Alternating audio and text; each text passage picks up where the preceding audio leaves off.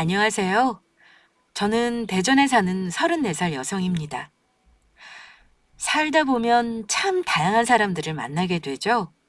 그중 내게 해를 끼치는 사람도 있고, 은인 같은 사람도 있고요.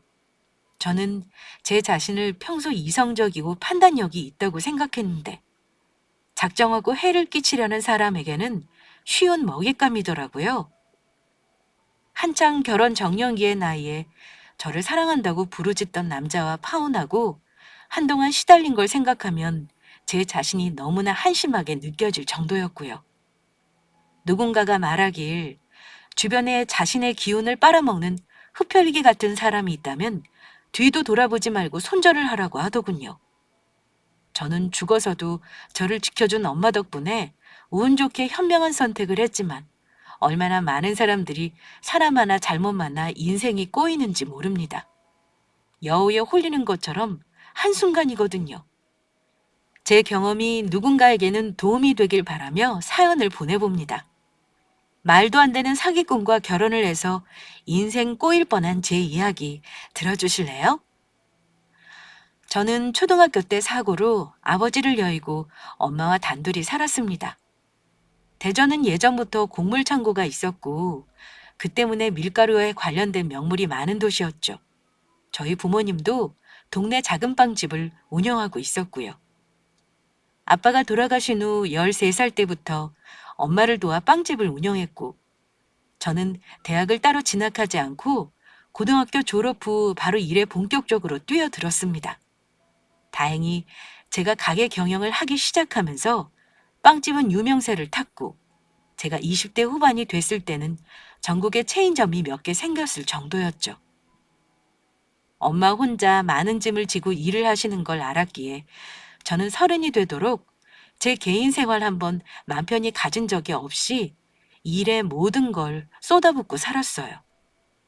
그 모습이 안타까웠는지 동네 친구 중 한 명이 오빠 친구를 소개시켜준다고 하더군요. 평소에 저라면 부담스럽고 쑥스럽다면서 거절했을 테지만 웬일인지 그때는 만나보고 싶었어요. 김정현, 얼굴 까먹겠다. 대전 바닥에 있는 돈은 너 혼자 다 버는 거야?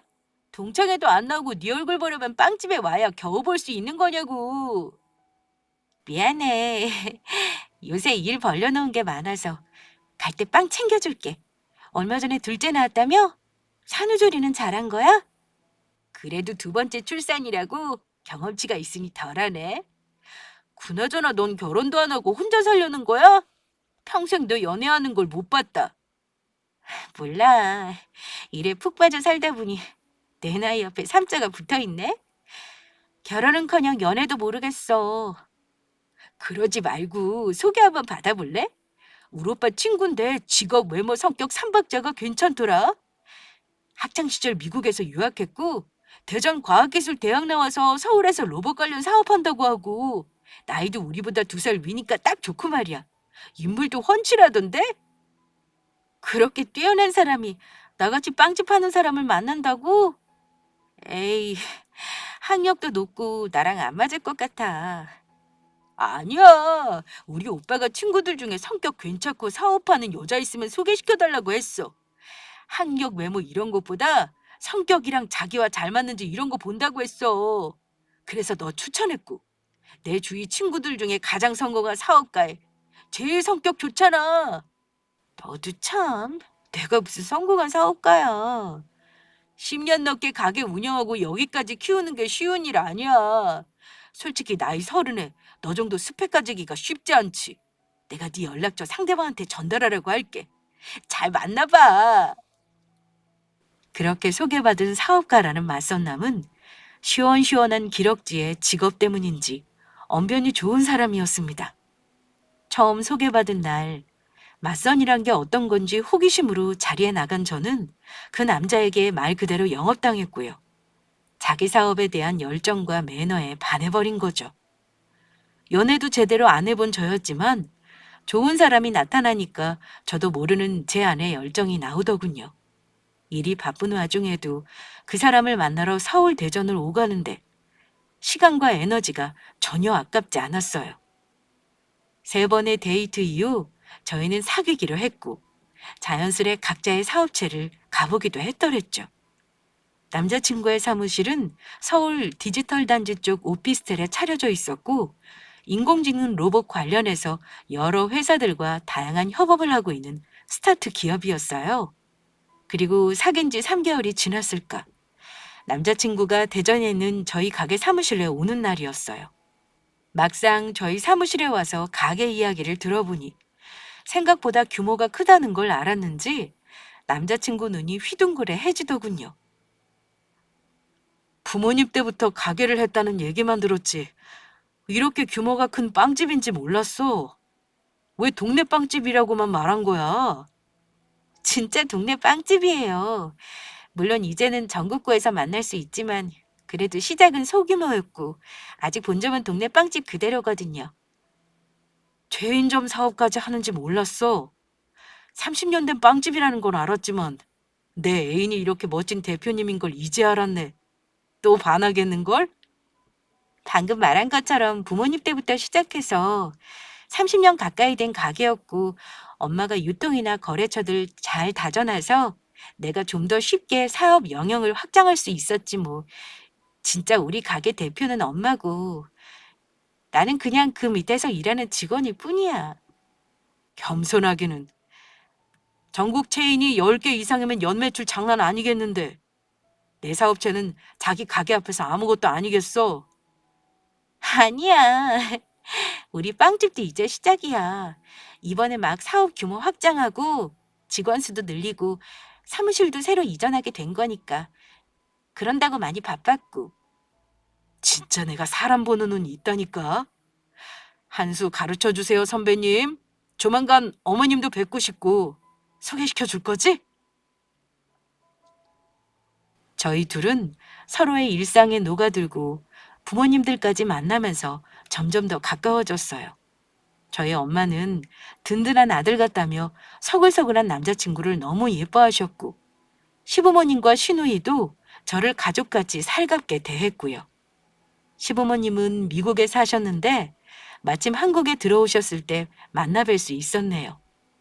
시누이는 대학원을 다니며 남자친구와 같이 서울에 산다고 하더라고요. 시댁이 화목하고 단란한 가족 모습 그 자체라서 저도 모르게 이 남자와의 결혼 생활이 머릿속에서 그려지더라고요. 남자친구도 은근히 그런 말들을 하면서 어필을 하곤 했고요.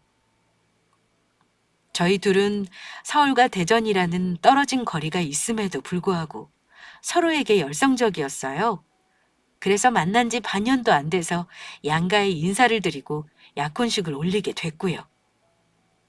양가 가족들이 참석해서 간단한 약혼을 올린 후 서로의 스케줄에 맞춰 1년 안에 결혼을 하기로 했더랬죠.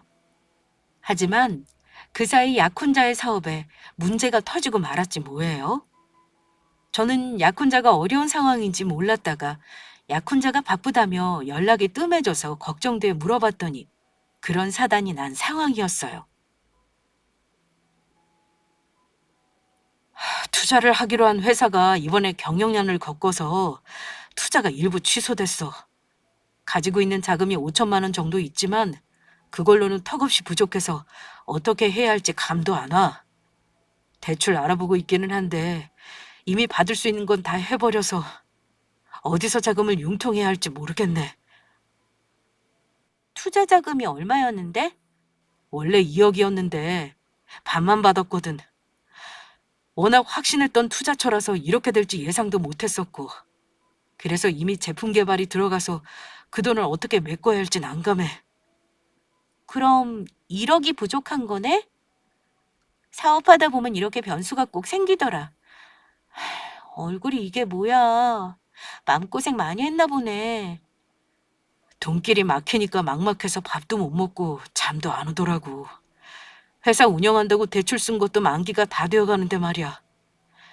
자금적으로 너무 힘드니까 사는 것도 너무 피폐해져. 지치고. 나도 그 마음 알 것 같아. 혹시 내가 도울 일은 없을까? 네가 뭘. 내 얘기 들어주는 것만 해도 고맙지.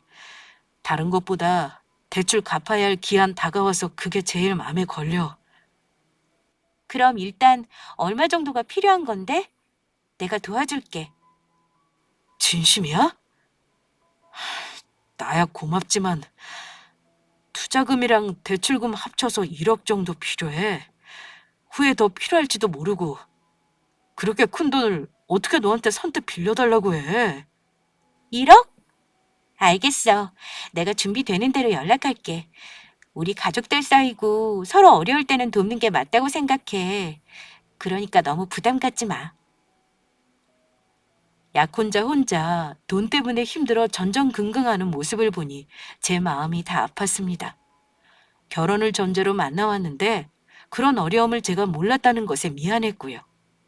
수중에 돈이 없는 것도 아니고 제가 가진 일부로 해줄 수 있다면 뭐든 해주고 싶은 마음이었어요. 우선 부족하다는 투자 자금을 위해 제 통장에 가지고 있던 5천만 원을 먼저 이체를 해줬고 나머지 5천만 원은 대출 만기 이전에 보내주기로 했고요. 그 일로 약혼자는 정호 엄마에게 고맙다면서 너무 잘해줬어요. 저도 사람이 살면서 누구나 어려울 수 있는데 마침 제가 약혼자를 도와줄 수 있다는 것에 다행이라 생각이 들었고요. 그래서 여태 안 입고 안 쓰고 돈 모아놓은 게 그렇게 뿌듯할 수가 없더라고요. 그렇게 한 차례 위기를 넘기고 한창 결혼 준비에 박차를 가하고 있을 때였어요. 하지만 인생은 참 심술궂게도 최악의 일들을 연달아 뿌려놓더군요. 바로 친정엄마가 퇴장한 말기 판정을 받을 일이 일어난 거였죠. 하늘이 노래진다는 말이 이런 거구나 싶었어요. 엄마 나이가 60대가 됐다고는 하지만 아직 젊으셔서 건강은 괜찮다는 생각을 하고 있었거든요. 당시 엄마가 음식 소화를 잘 하시지 못하고 체중 감소가 있었지만 입맛이 없는 시기라 몸 보양을 하면 괜찮을 거라고 생각을 했지 큰 걱정을 하지는 않았어요. 평소에 당뇨가 있었지만 식단 조절을 잘하고 계셨고요. 하지만 그 후 결정적으로 대변 색깔이 이상하다고 하셔서 봤더니 하얀색 지점토 같은 변을 보셨더라고요. 심상치 않음을 느끼고 동네 내과에 갔습니다. 바로 검사를 받았는데 며칠 뒤 결과를 들으러 갔더니 의사가 큰 병원을 가봐야겠다고 하셨어요. 역시나 복부 CT와 MRI를 찍었더니 검사 결과 췌장암 말기라고 했습니다. 평소 환자가 등 쪽 복통을 호소하고 기미가 있었을 텐데 왜 여태까지 병원을 가지 않고 방치하고 있었냐며 의사 선생님이 호통을 치시더군요. 엄마 스스로 몸의 증상과 고통이 있었겠지만 워낙 고된 노동을 하시고 아픈 걸 참는 내성이 생겨 그냥 지나고 나면 괜찮겠지 하셨나 보더라고요. 저한테 얘기해봤자 자식 걱정시킨다고 생각해서 말씀도 안 하시고요. 췌장암 말기는 손쓸 약도 없다는 말에 저와 엄마는 부둥켜 안고 오열했습니다. 아빠를 먼저 보내고 이제 엄마까지 돌아가실지도 모른다고 생각하니 그 두려움에 앞이 캄캄했고요. 정연아, 내가 살 날이 얼마 남지 않았다는 건 얼마 전부터 느끼고 있었어. 그래도 이렇게 빨리 하늘이 부름할지는 몰랐었지만. 엄마, 무슨 그런 소리를 해. 아직 우리 아무 시도도 안 해봤잖아. 할 수 있는 건 다 해봐야지. TV에서도 암 환자들 공기 좋은 시골 가서 병 고친 거 많이 봤고, 우리도 그렇게 하자. 항암 치료도 하고. 난 항암 치료하기 싫어. 머리 다 빠지고 사람 껍데기만 남는 걸 뭐하러 해. 나 같은 경우는 소용도 없다는데 그냥 자연스레 있다가 가고 싶어. 그래도 해볼 건 다 해봐야지. 어떻게 될지 아무도 모르는 거잖아. 나는 엄마 포기 못해. 어떻게든 내가 할 수 있는 거 다 해서 살릴 거야. 이대로 못 보내. 네가 너무 애쓰지 말았으면 좋겠어. 슬퍼하지 말고. 그게 어떻게 돼? 엄마가 내 곁을 떠난다는데 하늘도 이럴 수는 없어. 어떻게 아빠랑 엄마를 이렇게 일찍 데려가시려 하냐고. 아빠 엄마한테 효도 한번 제대로 못했는데 이렇게 보낼 수는 없어. 아무것도 하지 않고 절망만 하는 건 저답지 않은 일이었어요.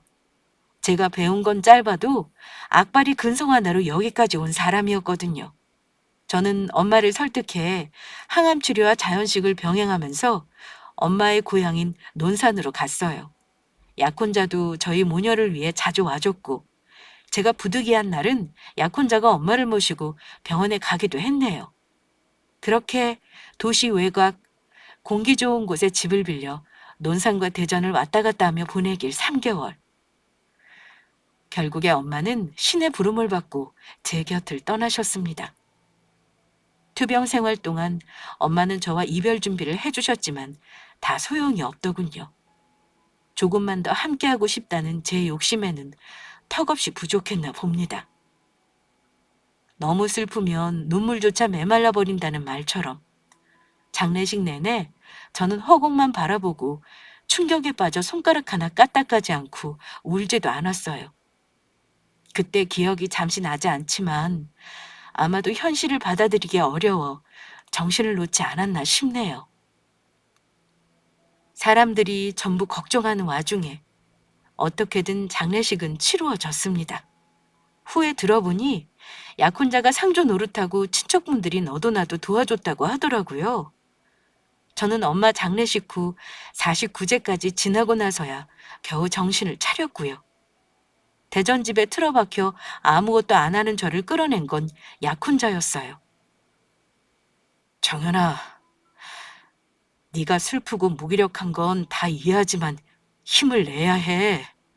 장모님도 네가 이렇게 지내는 걸 원하지는 않으실 거야. 알아.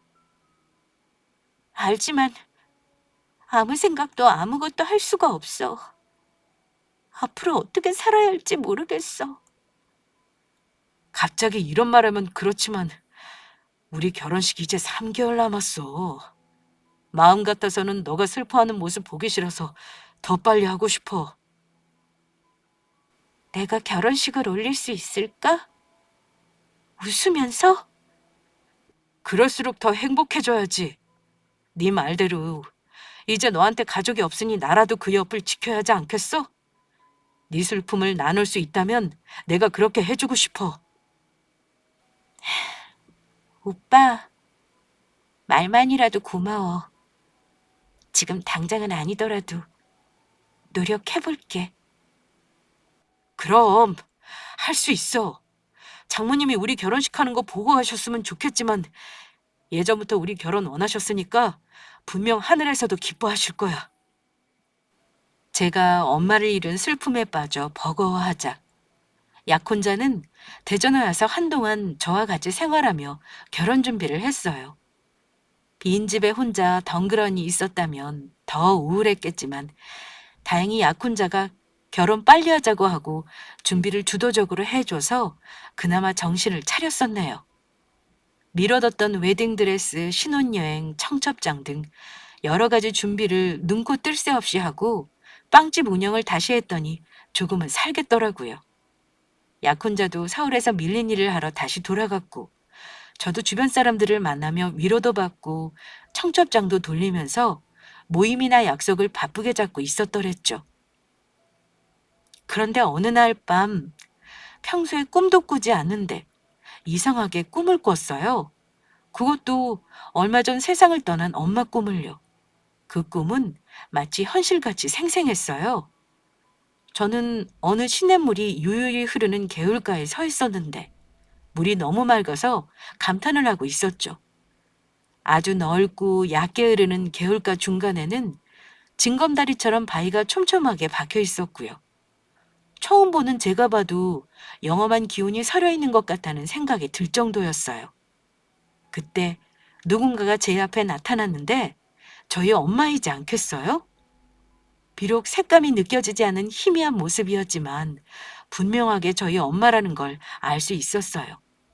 마지막 영정사진처럼 곱게 한복을 입고 쪼글진 엄마의 모습은 50대 젊은 모습을 하고 계시더라고요. 꿈인 줄 알면서도 너무 그리워 저도 모르게 그 앞에서 목 놓아 울었네요. 엄마, 꿈에서라도 만나고 싶다고 그렇게 기도했는데 이제 나타난 거야? 너무 보고 싶었어. 왜 아무 말이 없어? 옷도 곱게 입고 여전히 우리 엄마 이쁘네. 잘 지내고 있는 거지? 엄마는 제 기억 속 모습처럼 나타나셨지만 얼굴이 너무 슬퍼 보였어요. 마치 엄마의 눈물이 느껴지는 것 같았고요. 엄마, 왜 그렇게 슬퍼 보여? 무슨 일 있는 거 아니지? 나 이제 2달만 있으면 오빠랑 결혼해. 엄마가 혼주석에 앉아있는 거 보고 싶었는데 이모가 대신 앉아주신대. 엄마는 오랜만에 나 보는데 하고 싶은 말 없어? 나 진짜 많았는데 왜 말이 없어? 엄마는 한참을 슬픈 모습으로 저를 바라만 보다가 전음같이 느껴지는 말을 했습니다. 그 결혼 하지 마. 결혼을 하지 말라니. 그게 무슨 소리야? 그 남자한테서 빨리 도망쳐. 그 남자가 누군데? 왜 도망쳐? 속을 알 수가 없는 놈. 못된 놈. 엄마가 다급한 외침과 슬픈 얼굴을 보는데 엄마는 안 된다는 말과 함께 계속 도리질을 하고 계셨어요. 그러면서 뭔가를 굉장히 전하고 싶어 하셨고요. 제가 더 자세하게 물어보고 말을 하려는 순간 엄마는 사라지더라고요. 안타까움에 안 된다고 제가 비명을 지르는 순간 꿈에서 깨어나 눈을 떴고요. 깨어나니 제 방 침대에서 땀을 한 바가지 흘리며 제가 흐느끼고 있더군요. 뭐 때문에 우는지 이유도 알 수 없이 슬픔만 몸에 남은 느낌이었어요. 꿈에서 깨고 난 후에도 이게 꿈의 연속인지 현실인지 분간이 안 될 정도였고요.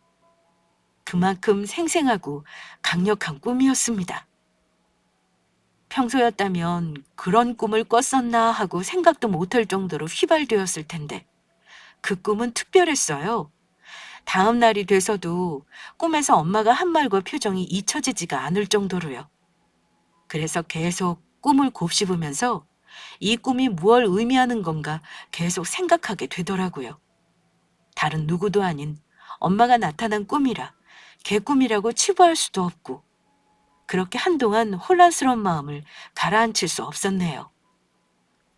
결혼을 앞두고 예비 신랑과는 일주일에 한 번 만나서 결혼 준비를 하는 편이었어요. 엄마 암투병과 장례식 후에는 대체적으로 약혼자가 서울에서 대전으로 오는 편이었고요. 석연치 않은 꿈을 꾼 터라 기분이 찜찜한 가운데 당시 저는 서울에 있는 가게 지점에 갈 일이 생겼더랬죠. 그래서 평소와 다르게 제가 서울에 있는 약혼자의 사무실에 깜짝 방문할 생각으로 갔어요. 어차피 한 번은 가봤던 곳이라서 건물 앞에 도착해서 약혼자에게 전화를 했는데 받지 않더군요. 아무래도 연락을 미리 하지 않고 와서 일하는 중인가 보다 하고 가게에서 들고 온 빵과 간식을 잔뜩 들고 사무실로 올라갔어요. 다른 직원들이 있으면 전에만 주고 가야겠다는 생각을 하고서요. 여름의 무더위가 한창 기승을 부리는 계절이라 건물 안에만 들어가도 너무 시원하고 좋더라고요. 건물 자체가 시원한 빌딩이라 입점한 가게나 사무실들도 출입문을 그냥 열어놓은 곳도 많았고요. 약혼자의 사무실이 있는 층에 올라갔더니 멀찍이 낯익은 사람이 걸어가고 있었더랬죠. 바로 제 시누이였어요. 오빠 사무실에 놀러 왔나 보다 하고 반가움에 이름을 부르려고 하는데 사무실 문이 활짝 열리면서 약혼자가 나오더군요. 그런데 그 뒤에 일어난 일 때문에 저는 잠시 기절할 뻔했어요. 엄마가 돌아가시고 더 충격적인 일은 없을 거라 생각했는데 그게 아니었나 봐요. 약혼자는 사무실을 열면서 신우의 어깨를 감싸더니 볼뽀뽀를 하더라고요. 누군가가 제 뒤통수를 펑 내려찍는 느낌이었습니다. 아무리 남매가 사이가 좋아도 저런 스킨십을 하나 싶었는데 아니나 다를까 신우이가 되려 제 예비신랑의 얼굴을 어루만지더군요. 저는 뭔가 단단히 잘못되었다는 느낌을 받으면서 온몸에 소름이 돋았어요. 너무 놀라서 발이 떼어지지 않았지만 제가 지금 목격한 일이 진짜인지 뭔지 알아야겠다는 마음에 조용히 사무실로 다가갔어요. 얼마나 심장이 두근거리던지 혹여나 제 숨소리가 거칠까봐 호흡까지 멈추고 사무실 문 옆에 다가섰네요. 사무실 벽면 때문에 안을 들여다볼 수는 없었지만 다행히 출입문을 열어두어서 대화 소리는 들렸어요. 더운 날씨 오늘따라 왜 더 달라붙어? 무슨 일이야? 그러게, 누가 그렇게 예쁘래? 오늘 왜 이렇게 예쁜 건데? 내가 그렇게 예쁘다면서 그 여자랑 결혼은 왜 하니? 무슨 소리야. 이 결혼은 명백히 비즈니스라고. 결혼하고 그 여자가 가진 재산 받으면 이혼한다고 했잖아. 약혼만 해도 돈 갖다 바치는데 뭐하러 결혼까지 해? 난 그게 마음에 안 들어. 어쩔 수 없지. 그 여자 엄마 죽고 남긴 유산이랑 보험금 다 해먹으려면 확실하게 결혼해서 털어먹어야 한다니까. 내가 그러려고 여태 얼마나 공들인 줄 알면서. 난 자기가 딴 여자한테 웃어주고 잘해주는 거 싫다고. 대를 위해 소를 희생하는 거지. 그래서 내가 그 여자 직접 보여줬잖아. 너에 비하면 그냥 아줌마라니까. 여자로서 매력이 없잖아. 걱정 마. 그 잠깐의 시간도 질투난단 말이야. 그 여자 알부자라니까. 그거 공사 쳐서 먹고 당분간 우리 떵떵거리며 살 거 생각해봐. 그러니까 당분간만 참자. 응? 더 들을 필요도 없었습니다. 제가 그 얘기를 들을 거라고 상상도 못했는지 두 연놈들은 황금 같은 미래를 꿈꾸며 제가 가진 재산을 어떻게 더 빼올까 궁리를 하더군요. 잠시 동안 제가 있는 곳이 어딘지 무얼 엿듣고 있었는지 생각이 나지 않을 정도로 멍했어요. 그러고 바로 그 자리에서 도망쳐 대전으로 돌아왔습니다. 무슨 정신으로 돌아왔는지도 모르게요. 나름 일찍이 사회생활도 하고 사업도 운영해서 저라는 사람이 굉장히 판단력이 좋은 사람이라고 생각했는데 콩깍지가 씌이고 여우에게 홀린 건지 잘 모르는 사람을 홀딱 믿어버린 거 있죠? 집에 돌아와서도 계속 심장이 미친 듯이 뛰어서 놀란 마음을 진정시키고 현 상황을 어떻게 받아들여야 할지 이성을 차리려 했는데 그걸 하고 나니까 두 사기꾼의 농락에 놀아났다는 사실이 서서히 분노가 올라오더군요. 열이 받아 잠이 안 올 정도로요. 사람이 너무 화가 나면 주변에 있는 걸 다 깨부수고 던져버리고 싶다는 말이 맞나 봅니다. 저는 그 밤에 베개며 쿠션이며 손에 잡히는 모든 걸 집어던지고 소리를 지르며 분을 풀었어요. 결혼식 한 달을 앞두고 이렇게 엿먹은 신부는 어쩌면 제가 처음이지 않았을까요? 적어도 제가 아는 사람 한해서는요. 1년이 넘는 시간 속에 예비신랑이 제게 했던 말들, 표정들이 모두 거짓인 걸 알게 되니 화도 났지만 되려 차분해지는 것도 있었어요. 그러면서 엄마의 꿈과 제게 결혼하지 말라고 했던 것도 기억이 났고요.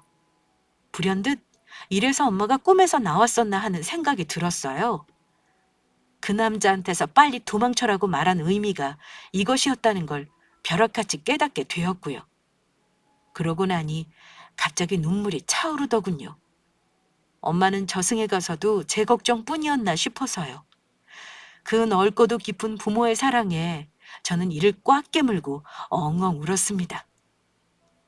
우선 결혼식이 한 달이라는 짧은 시간이 남은 와중에 저 두 년놈들을 어떻게 요리해야 할지 고민이 들었어요. 여태 깡으로 버티며 살아온 저를 호구로 본 사기꾼들을 아주 제대로 조져줄 필요가 있었고요. 그래서 더욱더 마음을 가라앉히고 머리를 차갑게 한 뒤 저들의 계획에 대응할 계획을 하나둘 세웠습니다. 저는 지체할 수 없어서 아는 분을 통해 흥신소를 소개받았고 전직 형사라고 자신을 소개한 흥신소 대표에게 예비신랑의 신상과 주변 인물들, 특히 신우이라고 소개한 여자에 대해 알아봐달라고 의뢰했어요. 일주일 후 흥신소를 통해 예비신랑에 대한 정보를 확인하게 됐는데 어이가 없어 다리에 힘이 풀릴 정도였어요. 홍대두 씨는 동거녀가 있더군요. 말씀하신 신우이라고 소개한 그 여자고요. 혼인신고만 안 했지 지난 3년 동안 사실혼 관계입니다. 말씀하신 회사도 중국 관련 무역 사업을 자그마하게 하다가 막히니까 다단계 사기도 치고 혼인빙자 사기도 여럿 한 걸로 파악됩니다. 그 여자도 같은 바닥에 있는 고인물이고요. 그럼 저 말고도 다른 피해자가 더 있을 거란 말씀이세요? 지난 10년간 주로 서울 경기권에서 사기 활동을 벌여왔었는데 이번에는 자기 고향인 대전까지 영역을 넓혔네요. 정가 오범에 묻힌 사기 건수만 해도 상당할 겁니다. 그냥 그 인간이 말한 모든 것들이 거짓말이라고 보시면 돼요. 말 그대로 공사 친 거죠. 제가 만났던 시부모님이랑 대학, 회사 이런 게 모두 다 거짓말이라는 말씀이세요? 네, 저에게 건네주신 신상 정보 중에 나이 빼고는 다 거짓입니다. 아, 친구분 오빠의 동창이라는 것까지 맞겠네요. 그놈 중학교 졸업이더라고요. 그 모든 게 거짓말이었다고요? 어떻게 그렇게 감쪽같이 속일 수가 있죠? 뭐라 설명하기 그렇지만 그쪽 업자들이 다 그렇습니다. 남 벗겨먹고 사는 인간들이거든요.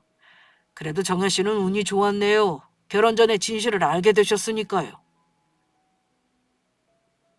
정말 이만하면 다행이라고 말하는 흥신소 대표 앞에서 억울함에 눈물이 새어나오려는 걸 억지로 참았어요.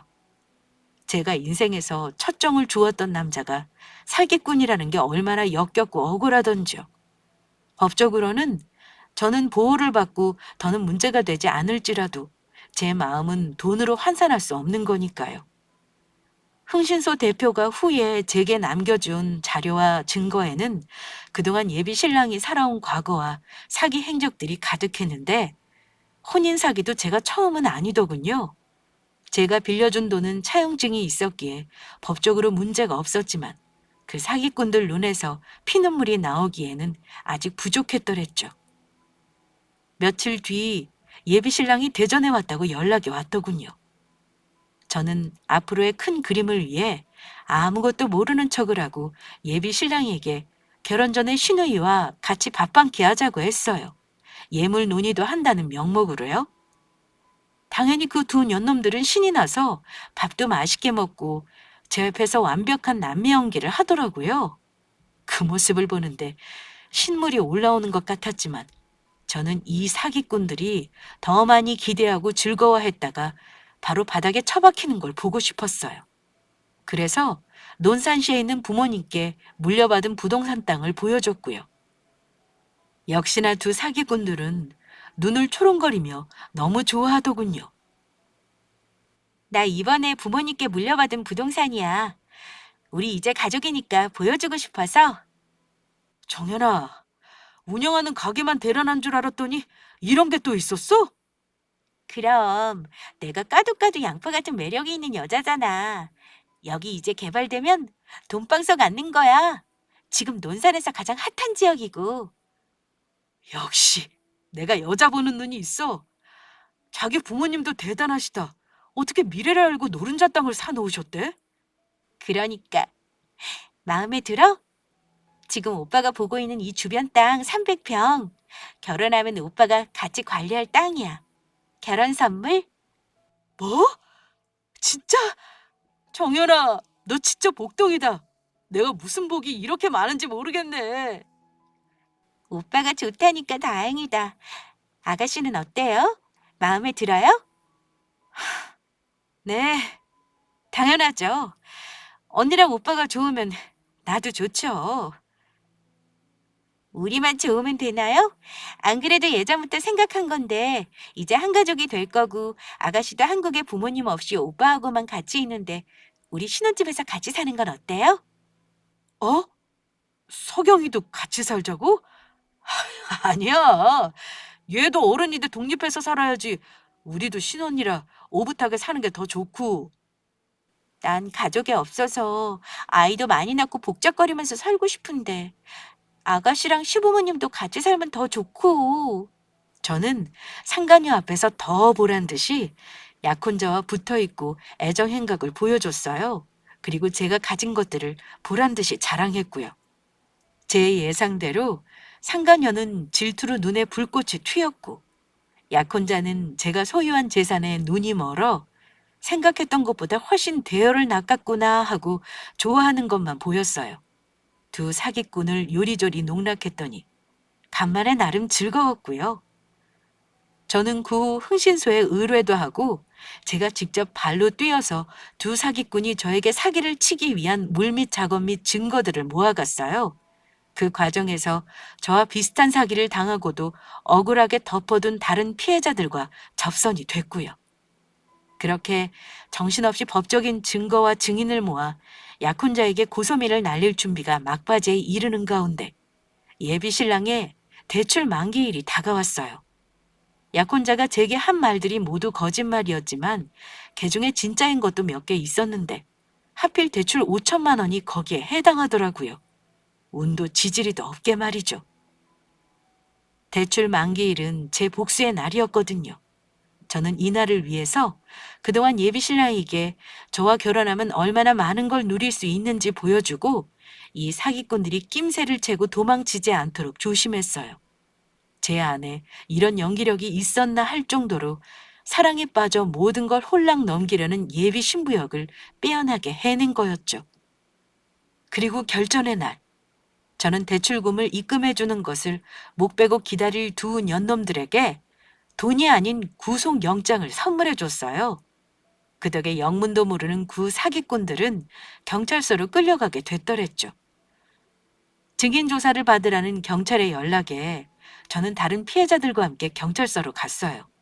그리고는 수사관에게 부탁해 유치장에 갇혀있는 예비 신랑이라는 놈을 친히 보러 갔고요. 정연아, 내 말 좀 들어줘. 이건 다 오해야. 우리 결혼식 이제 곧 일주일 뒤잖아. 자기가 경찰에 나에 대해 말 좀 잘해주면 안 될까? 대두야, 너 아직도 내가 물러 보이니? 거기에 널 넣은 게 누구일 것 같아. 물론 중학교도 겨우 졸업한 네 머리를 생각하기에 쉽지 않을 거야. 그치? 어? 그게 무슨... 신고한 게 너야? 정현이 네가 날 어떻게... 뭘 어떻게야. 너보다 내가 머리가 좀 더 좋은 거겠지. 왜? 내 연기 꽤 괜찮았나 보네? 미치... 너 나한테 여태 알면서도 사기친 거야? 응. 너도 사기치는데 나라고 못할까? 너 33살 먹고 그렇게 사람 사기치고 다니는 거 아니야. 하긴 학교에서 도덕을 덜 배워서 어쩔 수 없긴 했겠다. 혼인 사기도 치고 남의 재산도 탐내고 말이야. 너 내 뒷조사까지 했냐? 전 가지가지하네. 너랑 나랑 결혼도 안 했는데 무슨 혼인 사기야. 듣고 보니 내가 더 피해자잖아. 돈 보고 아주 의도적으로 접근한 주제에 입만 살아가지고. 솔직히 내가 너 털어먹은 것도 아닌데 뭘 그래. 왜 없어? 사업자금 때문에 5천만 원 빌려갔잖아. 그리고 지난 2년의 내 애정과 시간은 뭐로 보상할 건데? 그게 아무것도 아니야? 너 같은 놈하고 파혼이다, 이 잡범 새끼야. 이게 확... 우리가 결혼했어? 애 낳았어? 누구 보고 잡범 새끼라는 거야? 내가 누군 줄 알고 여기서 나가면 너부터 가만 안 둬? 아름다운 이별은 없다고 하지만 네가 진짜 더러운 밑바닥을 드러내는구나. 마지막 남은 미련까지 한 방에 해소해주네. 난 이만 물러나 줄게. 네가 한 짓들이 다 사기였고 작업이었다지만 우리 엄마 암투병하고 장례 치를 때 도와준 건 사실이니까. 하지만 다른 사람들도 나 같을지 모르겠다. 명복을 빌게. 저는 그 말을 끝으로 경찰서를 나왔습니다. 제 뒤에 그 사기꾼을 조지려고 기다리는 피해자들이 한가득이었거든요. 흥신소와 제가 모아온 증거들을 들고 사기꾼들을 경찰에 신고한 건 제 단독 소행이 아니었어요. 저보다 더한 원한을 가진 사람도 있었고 심지어 진짜 결혼까지 했다가 피해를 본 사람도 있었거든요. 제가 손을 더럽혀 단죄하지 않아도 다른 죗값을 받을 쓰레기였습니다. 끝까지 추잡하게 구는 약혼자에 대한 증언과 파혼 선언을 하고 집에 돌아왔는데 마음이 엄청 헛헛했어요. 그인까지 무너지고 바닥에 고꾸라지는 모습을 보면 마음에 있는 채증이 시원하게 내려갈 줄 알았는데 꼭 그렇지만은 않더라고요. 사기꾼 앞에서 지기 싫어 당당한 척 말을 했지만 제 첫사랑이자 결혼까지 생각한 남자였기에 마음이 좋지만은 않았어요. 후에 두 사기꾼들에 대해 다른 사람들에게 전해들은 바로는 그렇게 둘의 사랑 찾을 때는 언제고 같이 조사를 받자마자 난리가 났다고 하더군요. 상대가 하라는 대로 자기는 한 거고 시키니까 어쩔 수 없었다는 변명을 하면서 서로 자기가 살려고 기를 썼다는 거예요. 역시 사기꾼에게 진실한 사랑은 없었나 봅니다. 그 둘은 이미 전에 있었던 사기죄로 집행유예 상태였고 다른 피해자들의 제보에 벌이 가중되어 말 그대로 콩밥을 5년간 먹게 되었다고 하네요. 그 후 결혼식장, 여행부터 혼수까지 다 취소하고 일이 마무리될 쯤 생각해보니 엄마가 꿈에 나타나 알려준 덕분에 제가 큰 피해를 보지 않았구나 싶더라고요. 편히 잠들어야 할 엄마가 딸이 걱정돼서 한 번 더 다녀간 거였다는 생각을 하니 고맙기도 하고 마음이 아려왔어요. 결혼식 취소하고 몇 주 뒤 사기꾼을 소개해줬다는 걸 알게 된 친구가 자기 오빠를 끌고 와 제 가게에 찾아왔더군요. 정연아, 파혼 소식 들었어. 미안해, 진짜. 그런 사기꾼인 줄도 모르고 내가 소개시켜줘서 이 사단이 일어났어. 너한테 어떻게 사죄하니? 진짜 미안하다, 정연아. 중학교 동창 놈이었는데 그 뒤로 연락이 안 되다가 동창에서 다시 만나서 너무 번듯하게 잘 살길래 좋은 사람 소개시켜줘야지 했는데 그런 범죄자인 줄도 모르고 진짜 면목 없어. 하필 착한 네가 걸려가지고. 어쩔 수 없지. 사기치려고 작정한 사람은 못 이겨. 천운이 아닌 이상. 난 참고로 운이 겁나 좋은 사람이고. 결혼식장에 청청장까지 다 돌렸는데 결혼 일주일 전에 이렇게 범죄자인 게 밝혀지는 게 무슨 일이야. 나는 처음 그 얘기 듣고 잘못 들은 줄 알았어. 내가 우리 오빠 말에 홀랑 넘어가서 네가 친구 중에 가장 괜찮다고 말하지만 않았어도 이런 일 안 겪었을 텐데 이 주둥이가 문제야. 다 내 잘못이야. 믿을 놈 하나 없다더니 그 친구가 어릴 때는 안 그랬거든? 술하고 착했는데 어쩌다 사기꾼이 돼가지고. 이미 일어난 일 자책하고 따지면 뭐해? 괜찮다고 말하지는 않을게. 생각보다 내상은 좀 입었거든. 시간이 지나면 어떻게든 되겠지. 그건 그렇고 둘 다 당 떨어지지 않아? 그럴 시간인데. 우리 가게 신상빵 좀 먹어볼 테야? 단 거 먹으면 기분 좋아지니까 먹고 힘냅시다.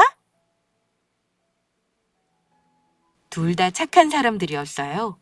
어릴 적부터 한 동네 살아 서로 집안 사정 다 아는 사이였고요. 누구 때문이라는 원망 따위 하고 싶지도 않았고 그저 내가 그럴 운이었는데 내 부모의 깊은 사랑으로 이겨냈다 생각하니 오히려 다행이다 싶더라고요. 저에게 석고대저라도 할 듯한 남매에게 제가 오히려 씩씩하게 달래줬더니 두 사람 다 애는 진짜 대인배인가 하는 표정으로 바라보더라고요.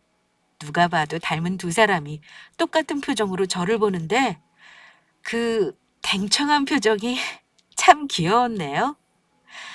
저는 다른 생각 들지 않도록 더 바쁘고 열심히 일했어요. 에너지가 남아있다면 무조건 가게 일에 다 쏟아부었고요. 주변에서도 이유를 짐작하니까 그다지 말리지는 않더군요. 그렇게 안 좋은 기분을 일의 추진력과 원동력으로 썼더니 더 나은 매출이라는 성과가 찾아왔어요.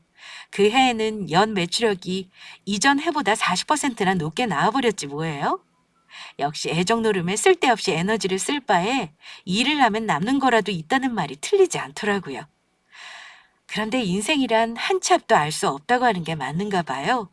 내 인생에 사랑 따위 없다고 하고 뒷전으로 버려버렸던 제가 3년이 지난 지금 한 남자의 아내가 돼서 한 아이의 엄마가 되었거든요. 사람 인연은 예상하지 못한 곳에 있다고 하더니 지금 곁에 있는 남자가 딱 그래요. 예전 사기꾼 약혼자를 소개해준 제 친구 오빠가 지금의 제 남편이거든요. 이 오빠가 처음에는 자기 잘못으로 제 인생이 꼬였다는 것에 죄책감으로 빵집에 와서 자발적으로 일도 하고 알짱거리더니 후에는 자기 인생에서 저같이 그릇이 큰 사람은 못 봤다며 반했다고 만나자고 하는 게 아니겠어요? 그리고 자기가 평생 책임지고 옆에서 저를 지켜줘야 한다나 뭐라나요? 물론 저는 그 고백을 외면하고 다른 사람 찾아보라고 했지만 이 남자는 끈질기더라고요. 2년을 쫓아다니는 남자에게 결국 항복하고 지금은 결혼 1년 차에 뱃속에 우리 꼬물이를 품고 있답니다. 남편은 완벽한 남자는 아니지만 진실한 사람이라 제 마음의 문을 다시 열었어요. 친구 오빠와의 결혼은 제 친구도 놀라고 동네가 다 놀란 일이었지만 이어질 사람은 이어지더라고요. 그래서 지금은 누구보다 좋은 가족을 만나 평안하게 산답니다. 사람은 살면서 많은 인연과 일들을 겪으며 위기를 경험하죠. 제가 막상 겪어보니 중요한 건 그 위기를 잘 넘길 수 있는 지혜와 기지가 아닐까 싶네요.